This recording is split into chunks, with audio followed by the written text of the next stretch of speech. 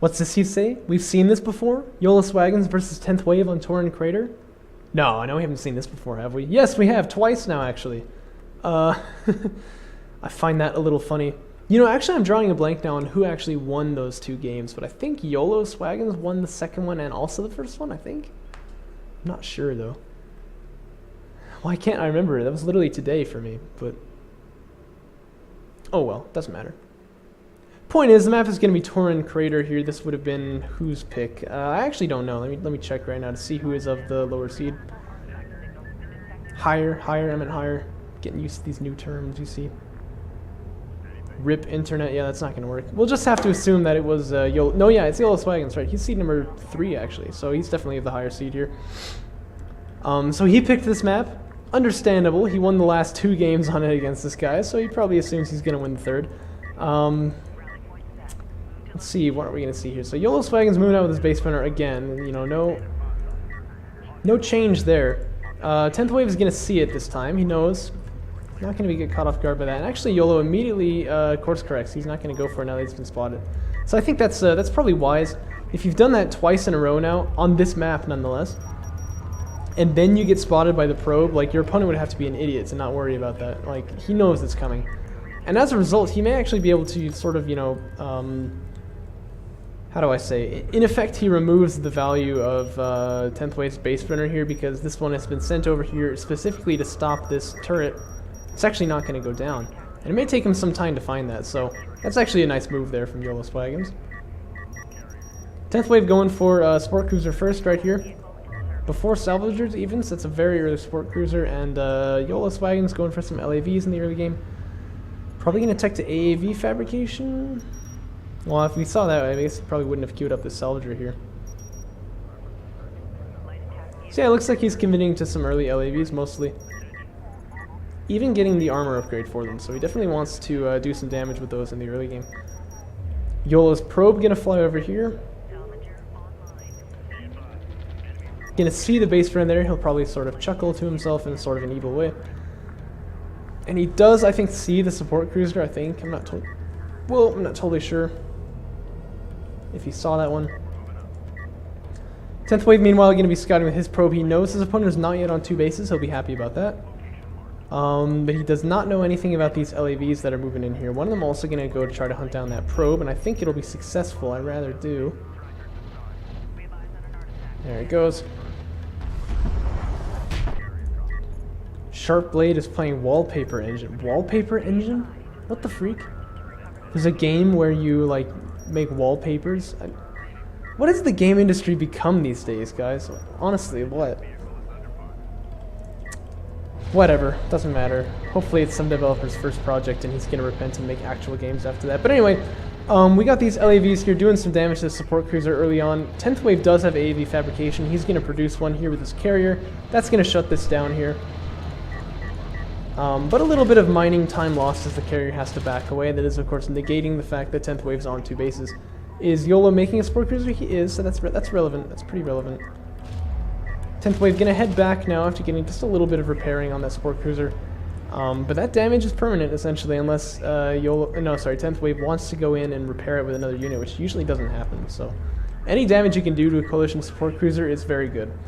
Worth it? It depends on the context, but it's very good. Because you can often capitalize on it later. Also, don't you think these things look like, not tadpoles, but like little frogs, like after they're out of the tadpole state? That's what I always think when I see them.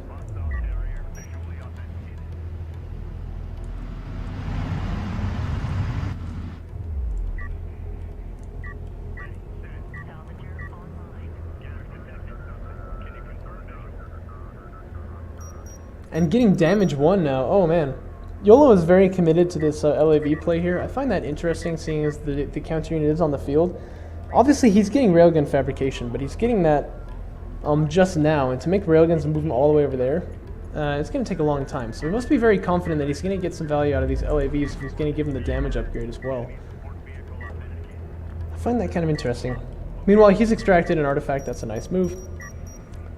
10th Wave perhaps considering getting one of his own. He does have a turret up now on his main there, so that'll ward off any aggression with these LAVs, I rather think. They could obviously still get in there, especially using the boost, but they're going to take losses if they do so. Neither player expanding up to 3 bases particularly quickly here. I would like to see that myself.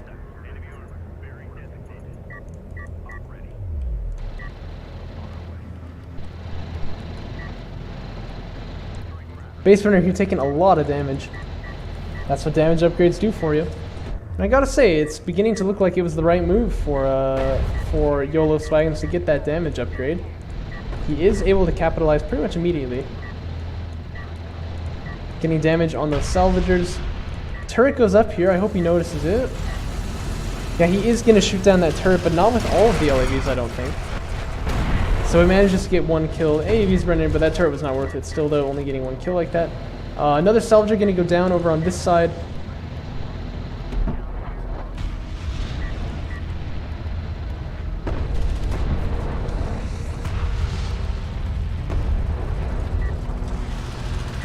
And YOLO doing so much damage here. This is really good for him. And if he's making a support cruiser, which he should be doing, yeah, look, he's got the resources for it. Support cruiser, support cruiser, support cruiser! Do it. Do it, do it, do it, do it, do it, do it. No! Alright, well, that's alright. But if he had made a support cruiser, he would be quite thoroughly ahead here. That's okay, though. I'm fine with this. I'm fine with this. 10th wave gonna go for railgun fabrication right here. I'd like to see him make a support cruiser as well. How many resources he got? Not as many as YoloSwaggins. He doesn't have enough to make it, but I don't know. He probably could, though. Aha! Aha! A support cruiser! Yes, quite! Aha! That's good. That's good. Let's see here. LAV is caught out by this, by these AVs. Gonna lose 2 of them over there. A new flock of LAVs gonna move over to this side here. Gonna try to stop the extraction. That base runner is actually unsupported. I think he'll succeed. This thing's obviously already very damaged.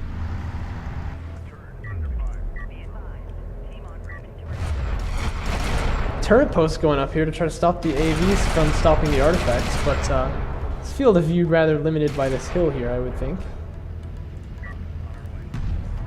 Oh, heard something blow up. Not sure where though.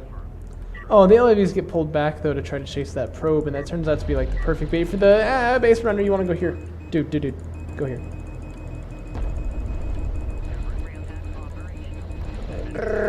He's not gonna extract. Oh, what a choke! Yeah, there you go. That's a bit late. He goes down. So that's actually quite unfortunate there. That really didn't have to happen. Actually, these AAVs run even further in towards the main. And a turret gets set up there, so they decide to back out. But that is going to mean that this base runner will extract as well.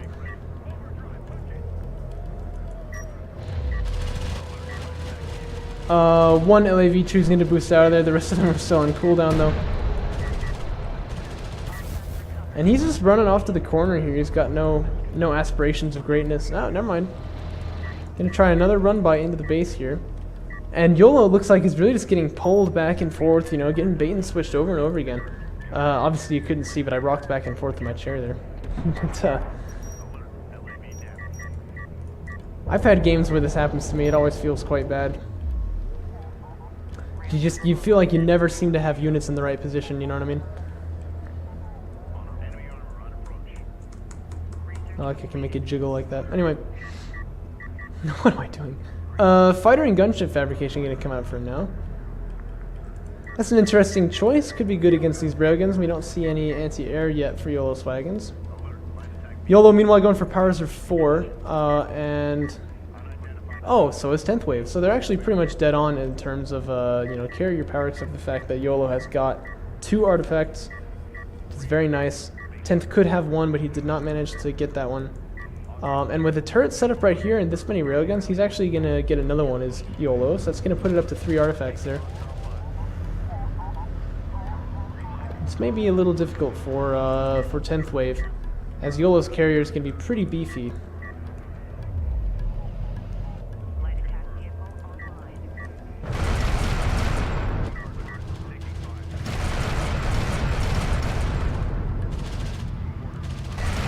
AAVs do win against turrets, as you can see, but they don't win against railguns. That's GG, mates. So those AAVs are gone, but nice backstab here. I like this quite a lot. Gonna be scouted here by the probe. That's quite fortuitous by YoloSwaggins. That's why you should always be active with your probes, mind you.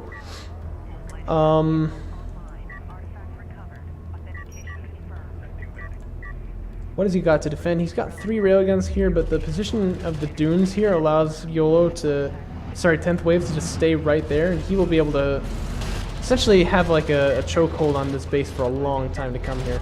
I like to see smokes against the railguns as well, but look at that, they're actually still behind the dune right now even. Just now getting shots off. There's the smokes. 2 in the same position, you know, why not? I think at this point he's probably overextending. Oh, never mind, he's got air units. And actually a great air transition as he's going to pick up a lot of railguns here. And it looks like the eco for YOLO just going to get totally sacked here. That's excellent actually, that's really excellent. It's really great and excellent. He's probably going to lose 2 support cruisers, this is massive. So suddenly everything swung all the way back around. Now, what can YOLO do? He can go for a snipe here. He's got more power, he's got railguns with his carrier there, so he would win in that scenario. And basically, it's 10th's job to make sure that that doesn't happen. And if he can do that, he basically wins, I think. First step is to scout this, and he doesn't have any probes out on the field, so he doesn't know. He's not going to know until the carrier gets to here, and that's going to be very late. But if he did know, he would just need to begin making railguns just like as fast as you can. Battle cruisers won't really work here because, you know, there's a decent railgun number for his opponent. Even 4 railguns is enough to deal with battle cruisers and such. So he needs to be, oh, and also it would take a really long time to research that, as you know. Powers are 5 on the way for him, good move right there. But he still doesn't know, mind you. He doesn't know that this is here. He's gonna see it just now. And at this point, immediately you gotta click here, I think, if you're him. This is like for the game. Click there, please. Air units, very viable here, and he can definitely take a fight with those against those railguns with his air units. Can't tell what he's making because of course the replay viewer is quite bugged. Or yeah, it is. Oh no, air units, where are you going? Oh, he has to stop the artifacts. He's on pressure. I did not even realize that, but it's true. If he doesn't stop the artifacts there, he will actually lose. Once you've gotten 1 though, I think you know you're going to win the game here. You need to go after these railguns. Oh, 10th Wave, don't throw this away. You have this. You have this. You need to not push in with your carry here. Ooh, dear. Strike Fighter's going to deny the other artifact as well, though. I can't say that's a bad move, but he really needs to do something about this fight here. Cruise missile is definitely going to be used soon. Wait. YOLO, you got wrecked. He doesn't have the resources to launch the cruise missile. Oh, what a swing! That actually changes things entirely. Cruise missile comes out for 10th Wave instead. Gonna start healing his support cruiser there. Only problem here is that he doesn't really have much in the way of like actually dealing damage, but he has got a bunch of railguns now. But YOLO can't fire the cruise missile because he doesn't have the money. That's hilarious. That is actually hilarious. I love it. What's taking him out, by the way? Does YOLO have support cruiser? No, he doesn't. No, wait. Yeah, he does. He does. So that's what's taking out those air units, is this support cruiser right here. But that's actually going to win 10th Wave the game here. Okay, so now YOLO is doing a very smart move. He's going to retire these units, although he needs to stop his carrier for just a second so they can... There you go. And now he's going to launch the cruise missile. Don't retire this, though. This is good for you. He's going to launch the cruise missile. He's gonna launch the cruise missile. No, I guess he's not. Air units just dumping damage on the carrier. That's all they need to do. Perhaps he's trying to get far enough away to launch it at the carrier, but that's not gonna work, obviously. Gonna catch, looks like 4 railguns here. 3, but he does damage to the last one. The AoE on the cruise missile is ridiculous. But yeah, he goes down. I'm always so nervous whenever 10th Wave gets close to his opponent's carrier. I'm always so nervous. But that air transition there was crippling. That was very well done. And you can definitely see the value of hiding your air tech until you got 6 of them, you know what I mean? Like, that was insane. 2 support cruisers, all the salvagers, and he did push that one off as well. Excellently done, 10th Wave. Excellent swing there. Let's see what he can do in map 2, shall we? Let me load that one into my Shay right now. Why am I speaking Turkish to you guys? It's a bad habit to say that word. You're not going to understand. I'm not going to try to explain it. Map 2 is going to be... drum roll. Oh wait, we're going to go to the title card first. It is The Shallows. Of course it's The Shallows. The Shallows last time as well. Let me just make sure I'm actually recording, by the way. Yes, I am. Good. This one would have been 10th Wave's... No, sorry, YoloSwaggins' pick. Similar to Descara, he has chosen to play on The Shallows. Again, in a CVC, actually, so that's pretty interesting. And what's he gonna do here? I wonder. He likes going for early game LAVs, I've noticed that.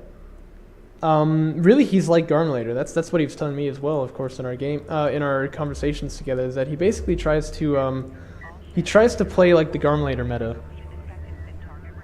So I'm thinking about this. I mean, look, he's even changed the colors of his carrier to do what Garmulator does and try to hide your air tech.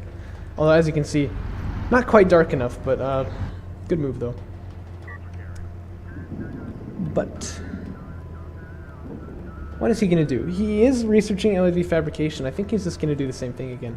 The thing is, I don't know if Garmulator would pick the Shallows. Like, I think Garmulator would stay away from this. He doesn't really... You know, I mean, if he likes LAV aggression in the early game, this is not his map, right? I feel like YoloSwaggins ought to be the same way, but here we are.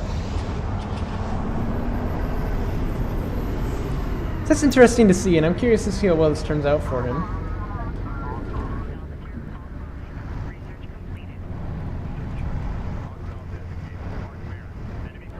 Man, the Coalition carrier is pretty cool.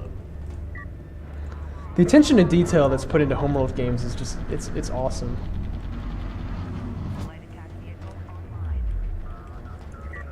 Probe narrowly survives there with 5 HP, is literally on fire.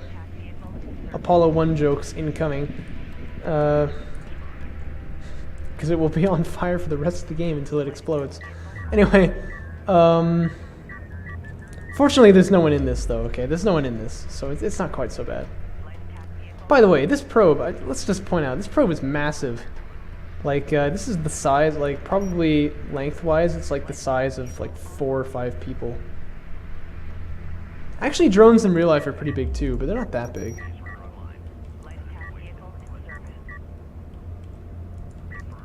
Because, you know, if you look at an LAV to give you an idea of the scale here, that's the cockpit, right? That's like 2 people are probably sitting in there. That's like the ladder that they come in, there's the door.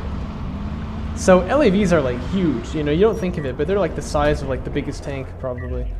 So yeah, probes are big old things, aren't they? I guess they gotta be to hold all that fuel. That's why it costs 100 CUs, you know what I'm saying?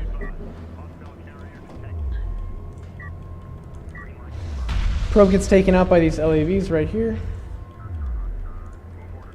But he did get very valuable information there in that he saw basically all of those LAVs coming. This time Yolo goes for a more extract-focused turret. Not denying his opponent's extraction, but securing his own. And then he's going to idle his base runner. It's kind of funny. But this turret is good for extracting because it means that this area here is kind of like safe for your base runner. Meanwhile, Yolo going to pop... No, sorry, 10th Wave going to pop down a turret right here. Not in the best position because I don't think it'll get high ground on its opponent. Let's actually see here. Yeah, no high ground on that turret. No, wait, there is high ground. I stand corrected, so that's a fine turret position. And these 4 LAVs are going to try to jump on it, but I don't believe that 4 LAVs cannot beat a turret, so that's... Well, they can if you change targets there, which is kind of funny, but yeah, that was definitely not a good move by Yolo. He basically gave that turret the maximum value it could have had, whereas normally you'd see a turret getting put down there and you'd say, yes, I've done damage. But now it's like, no, I've done damage to myself. 10th Wave going to try to extract here as well because he does have AAVs on the field. And this is going to be a map that he quite likes, I think, because it's much easier to defend here. Not going to get hit by many backstabs on this map. Meanwhile, his opponent going straight for railguns before getting a second base here. So he wants to punish these AAVs as fast as possible. There's much faster railguns than we saw last time. And he's going to wish he had those LAVs from, you know, that turret fight there. But perhaps he'll be okay. His opponent certainly isn't going for any LAVs of his own, so... Yeah, so he doesn't really need these things necessarily. All he needs is railguns at this point.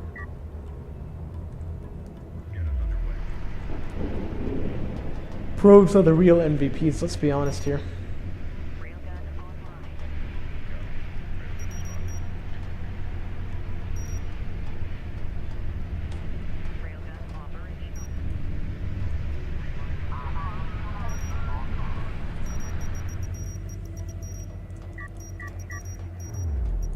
So, YOLO, you've seen that your opponent is on 2 base. What are you going to do about it? He's going to go to 2 base himself. Alright. And he's moving out with these 4 railguns here. This could do some serious damage. I'd like to see him get a lot of value out of these. Especially with the probe here to get line of sight on the AAVs. He doesn't have to be close with his LAVs, but LAV's vision range outranges AAVs anyway, so that's not a problem really. He's gotten an extraction meanwhile. He's going to go for a second now. Now he may be able to deny this extraction, but he needs to move the LAVs in to get vision. Yep, there you go. 10th wave meanwhile, what are you making? A couple of LAVs here. You're going to try to snipe this probe, I think. I like going after the AVs. I don't think you're going to get the base runner. So the extraction is going to go through for 10th wave, but... Oh no, don't back up. I think you should push here. I think he can get these AAVs and the artifact if he just pushes up right now. LAV armor going to come out for 10th wave. Or, yeah, for 10th wave, that's correct. Meanwhile, still no upgrades for YOLO.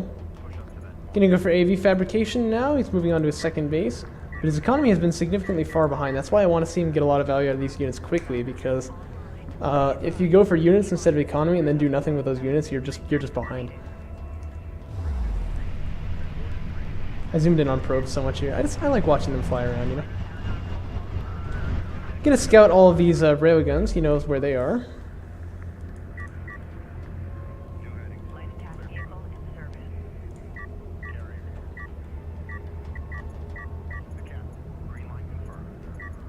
And now YOLO going for LAV armor as well. But 10th wave has gotten both of the armor upgrades. He's going to be ahead in that regard, and he has quite a few of them. Against railguns, that's going to be very good. Let's see, it's 8 on 8. With the upgrade advantage, YOLO should win that fight, but if he can stay near the... should lose that fight, sorry. But if he stays near the carrier, it won't be an issue for him, really. Gonna get another extraction, meanwhile. Looks like these 2 AVs want to punish or deny or maybe go for backstab, but there's a turret here. That's gonna be very nice for YOLO. And he does fire out a probe as well.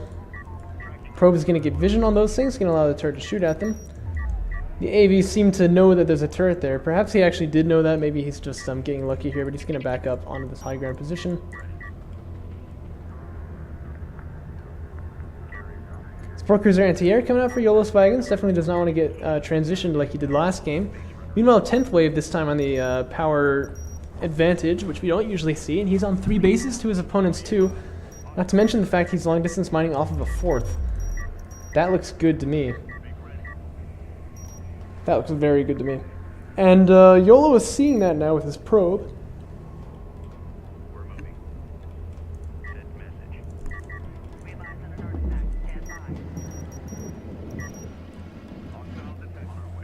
AV is going to slip past this turret here, but the turret does get vision of them.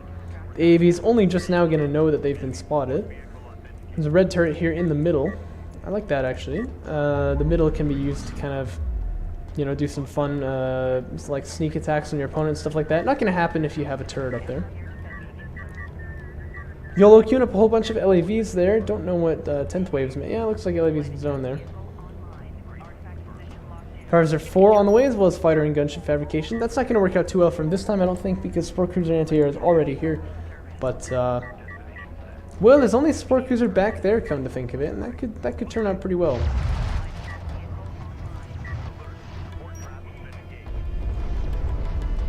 There's actually a hill here. I feel like 10th wave ought to just stay there. He can stay there for some time and deny mining, and then he can make his run back. When you send in AVs to backstab, you kind of go in there with the understanding these units are going to die. That's okay. I just hope that they get value before they do. So I think trying to keep them alive like this, perhaps not the best move. They could have done a lot better, just like denying second base mining or third base mining for as long as possible by staying right here. And then they can smoke themselves when the railguns come in, then they can smoke themselves again, and then they can die. But, you know, just don't tell the guys that when they're hopping into the AAV, and you'll be okay, right? He's going to try to take out that turret, but I don't know if he even can. No, what am I talking about? He will. He does lose one AAV, though. Fighter and gunship finishing now for 10th wave. Battle cruiser fabrication going to finish pretty soon for YoloSwaggins, and I like that move quite a lot. Boost can be used here by YOLO, and he's going to clear out this turret with a vengeance. He's got damage 1 on the LAVs as well, so upgrades are pretty much the same.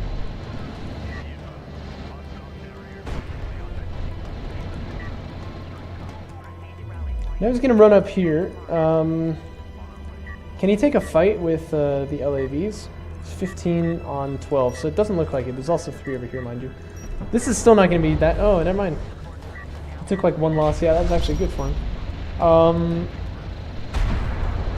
And now he's going to, you know, mow down these 3 LAVs as well. YOLO immediately also beginning to produce battle cruisers, so he wants to hold his opponent back on this side, and then he wants to pop in with some battle cruisers. That seems to be the move here.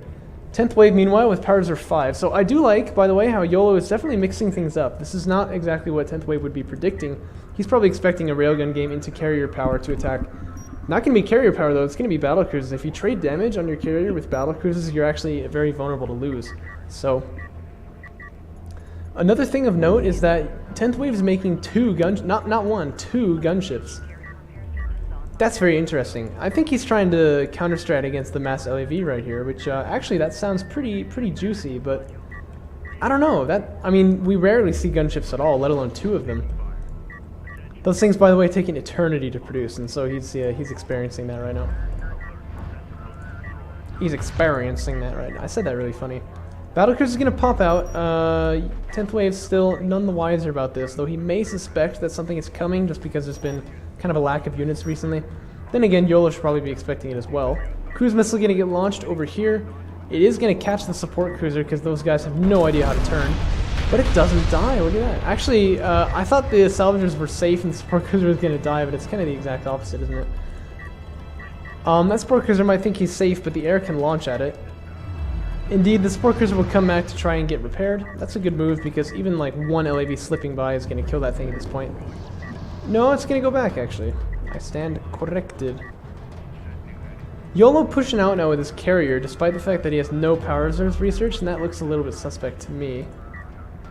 Strike fighters getting launched right here. Now there's 2 battle cruisers here but no anti-air, and there's quite a bit of air. Not to mention gunships as well. Gunships are going to take out that those LAVs quite nicely. A lot of good damage being done by the strike fighters here, and they're also a very good counter to battle cruisers. And so this looks like it's kind of fallen apart now for YOLO. Battle cruisers do quite fine against LAVs, so what you should really be looking for here is to get a run by and try to do damage to that support cruiser right there.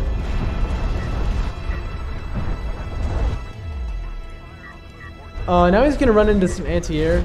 Kind of just foolishly goes for it. Who's really the YOLO right here, huh? It's not YoloSwaggins, we all know that. Gunships actually proving that they can do damage to support cruisers. I didn't realize that. I thought they were pretty much trash in that scenario. And this time, it's definitely 10th wave with the carrier power advantage. Not to mention the fact... Oh, by the way, he just killed... No. Oh, you gotta kill this thing, man. It's on 48 health. Even a gunship can take it out. But yeah, I should also point out that there's no anti-air first off in this area, except for the anti-air that's gonna snipe this gunship. Ouch. That's kind of sad. That actually just popped out. But also, 10th wave has access to the cruise missile. He's he's going full wing. Look at this. And on top of that, his carrier is much more powerful than his opponent's. Is there still possibility for choke? Yeah, there's always possibility for choke, but I think it would be unlikely in this scenario. Cruise missile going to do a lot of damage and most importantly take out that support cruiser. Look at that, the hero LAV not shooting it. Okay. Kill this thing, dang it. Anyway. Sorry, I got triggered there. But yeah, this is quite a number of strike fighters here. And you can see battle cruisers do a ridiculous amount of carrier damage, but it's not going to matter. That carrier is going to go down to the mass air by 10th wave. And let me just say, how often in a 1v1 game do you see full wing? How often do you see 2 gunships? I'm happy with this. I'm happy with this. So we're going to move on then. That is going to be clinched. 10th wave did win 2-0, and we're going to move on to my game now with Romper Frolic.